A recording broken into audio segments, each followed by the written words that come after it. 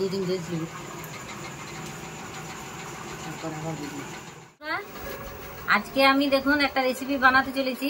1 বাটি সুজি নিয়েছি আমি। আজকে সুজির ঢোকলা বানাবো। 1 বাটি সুজি আর তার সঙ্গে দিয়ে দিলাম বেসন,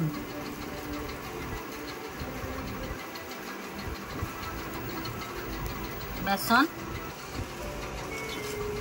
কম কম করে দিচ্ছি। এবারে দিয়ে দিলাম দেখুন স্বাদ মতো নুন,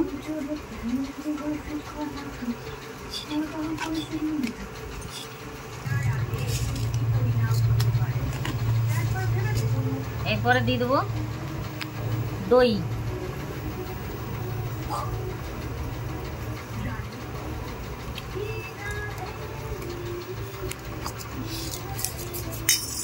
হলুদ,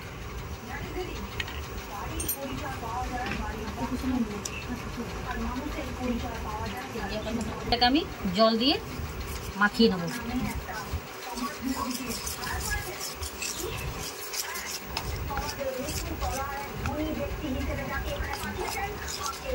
দেবো ইনো,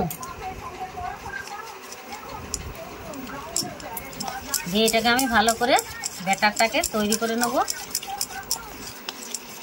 হয়ে গেছে মাখানো।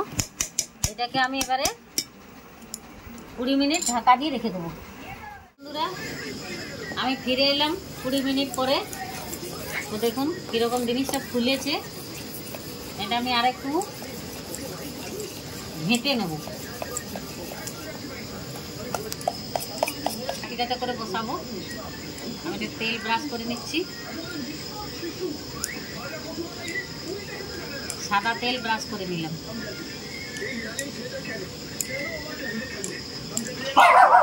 আমি এটাতে দিয়ে দিলাম।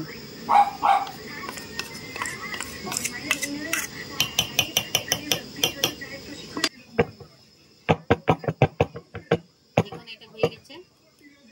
আমি দেখুন কড়াইতে জল দিয়েছি, তার সঙ্গে এই যে এই রিংটা দিয়েছি, এই যে রিংটা দিয়েছি। এটাতে আমি এবারে বাটিটাকে বসিয়ে নেব।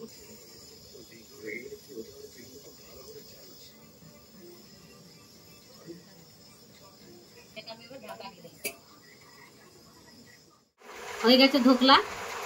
আমি এটাকে দেখুন এটা এবারে এখানে ঢেলে নেব।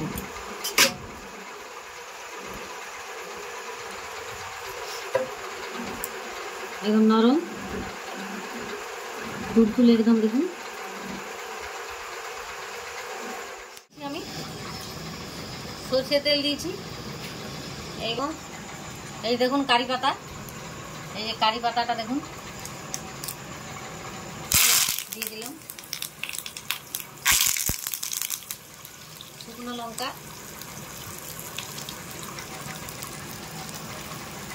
সরষে,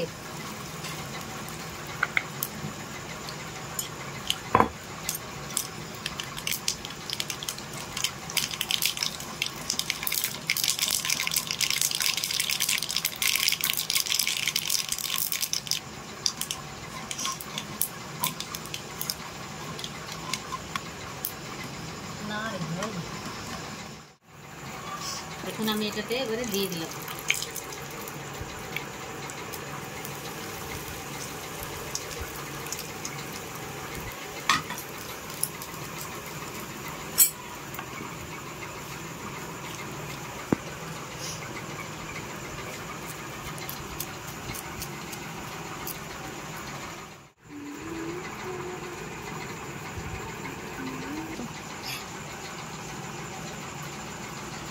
তো বন্ধুরা দেখুন আমার ঢোকলা বানানো হয়ে গেছে কমপ্লিট।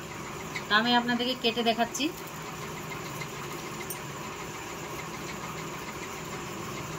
পিস পিস করে।